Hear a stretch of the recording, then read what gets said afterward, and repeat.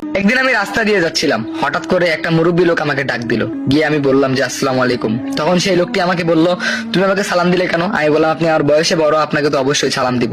তখন সেই মুরব্বী লোকটা বলল, তুমি কি মুসলিম? আমি বললাম যে হ্যাঁ আমি মুসলিম।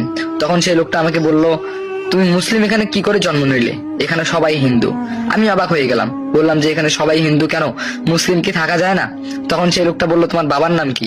আমি তখন অবাক হয়ে গেলাম, বললাম যে আসলে ছোটবেলা থেকে তো বড় হয়েছি মায়ের কাছে, বাবার নামটা এখনো মা আমাকে বলেনি। আর যখনই বাবার কথা জিজ্ঞেস করতাম তখনই মা আমাকে অন্য একটা কথা বলে এই কথাটা কাটিয়ে দিত, কিন্তু আমাকে কখনো বাবার ব্যাপারে কোনো কিছুই বলেনি। সো আমি আমার বাবার নামটা জানি না। তখন সেই লোকটা বললো, তোমার মায়ের নাম কি? তখন আমি বললাম, আমার মায়ের নাম হলো সুহাসিনী। তখন সেই লোকটা অবাক হয়ে গেল, অবাক হয়ে আমাকে বললো, তুমি এখান থেকে তাড়াতাড়ি চলে যাও, আমার সামনে থেকে সরো তাড়াতাড়ি। আমি অবাক হয়ে গেলাম, বললাম যে অদ্ভুত তো, আপনি আমাকে নিজেই ডাকলেন আবার নিজেই বলতেছেন তাড়াতাড়ি চলে যাও, এটা কি ধরনের আপনার ব্যবহার? তারপর ওখান থেকে আমি বাসায় চলে গেলাম। বাসায় ফিরে মাকে বললাম, মা ক্ষুধা লাগছে, খাইতে দাও। দেখলাম মা নাই। মা গেল কোথায়? আশেপাশে অনেক মানুষের জিজ্ঞাসা করলাম, বললাম যে মা গেল কোথায়? তখন কিছু আন্টি বলল, তোর মা কই যে গেল, এখনো দেখা নাই, যাই হোক একটু পরে হয়তো বা আসবে, বাসায় থাক। আমি বললাম ঠিক আছে। তারপরে আমি বাসায় গিয়ে শুয়ে পড়লাম। 2-3 ঘন্টা পর মা আসলো। মাকে বললাম, মা খাইতে দাও। খাওয়া দাওয়া করলাম। বেশ এরকম করে কয়েকটা দিন কেটে গেল। একদিন আমার মা আমাকে বললো, বাবা তুই বাসায় থাক, আমি 2-3 দিনের জন্য তোর নানু বাসায় যাব, তোর নানু বাসা থেকে আবার ফিরে আসবো, তুই এই 2-3 দিন বাসায় থাকিস, বাইরে কোথাও যাস না। আমি বললাম ঠিক আছে। এই কথা বলে আমিও বাসায় রইলাম, মাও চলে গেল। 2-4 দিন পার হয়ে গেল, মায়ের কোনো খোঁজ নেই। আর এটা আজকালের কথা না, প্রায় অনেক বছর আগের কথা।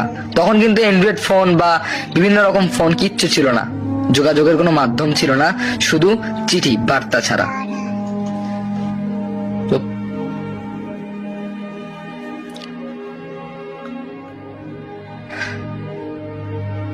আমি মায়ের সাথে যোগাযোগ করব কিভাবে সেটাও বুঝতেছি না।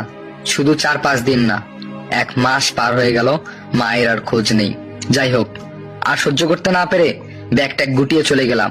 ব্যাগ বলতে কি জানেন, বড় একটা লুঙ্গির মধ্যে কাপড় নিয়ে লুঙ্গিটা বেঁধে একটা বাস ঢুকিয়ে দিছিলাম। তারপরে সেই বাসটা কাঁধে করে নিয়ে চললাম নানুর বাসায়। সেখানে গেলাম, গিয়ে অনেক মানুষকে খোঁজ করলাম যে আচ্ছা এখানে সলিমউদ্দিনের বাসাটা কোন দিকে।